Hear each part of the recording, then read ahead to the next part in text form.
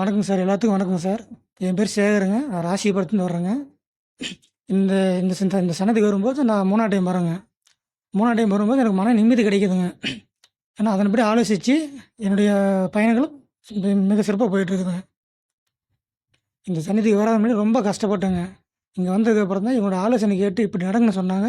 இப்போ அந்த இதுலேருந்து அந்த கஷ்டத்துலேருந்து வெளியே வந்திருக்கிறேங்க நான். இன்றைக்கி வந்துங்க பௌர்ணமிங்க. சிவனுக்கு படித்த அபிஷேகத்தை மக்களுக்கு எல்லாத்துக்கும் அன்னதானமாக கொடுத்தாங்க. சுவையாகவும் இருந்தது, நீட்டாகவும் இருந்ததுங்க. மன மன நிம்மதி எங்களுக்கு. பூஜை ஸ்டார்ட் பண்ணும்போது மழை வந்ததுங்க. ஆனால் அப்பயும் சாமி அவர் நிறுத்தலைங்க. குருசாமி நிறுத்தலைங்க. பூஜையை பண்ணிகிட்டே இருந்தாப்புலிங்க. நாங்கள் பண்ணின பூஜையை பார்த்துட்டு மழையே நின்றுச்சுங்க. ப பூஜையை முடிஞ்சு இப்போ அன்னதானம் சாப்பிட்டு மக்கள் பூரா அமைதியாக வீட்டுக்கு போயிட்டாங்க. அது வரைக்கும் மழை வரலைங்க. வேறு எந்த கோயிலுக்கு போனாலும் இந்த மாதிரி அபிஷேகத்தை நம்ம நேரில் பார்க்க முடியாதுங்க.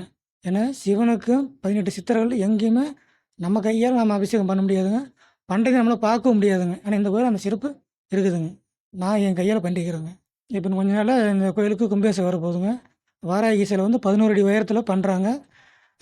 பிரியங்கா தேவி மற்ற எல்லா சாமியும் உண்டான இது வெகு சிறப்பாக கும்பாபிஷேகம் நடக்குதுங்க. மக்கள் அனைவரும் வாங்க. வாரம் ஞாயிற்றுக்கிழமை 4 மணி டு 6 மணிக்குள்ளே ஏக பூஜை நடக்குங்க. மூலிகை ஏக பூஜை நடக்குங்க. மக்கள் அனைவரும் இந்த பூஜையில் கலந்துக்கிட்டு ஈஸ்வரன் அருள் பெறுங்க. நன்றி, வணக்கம்.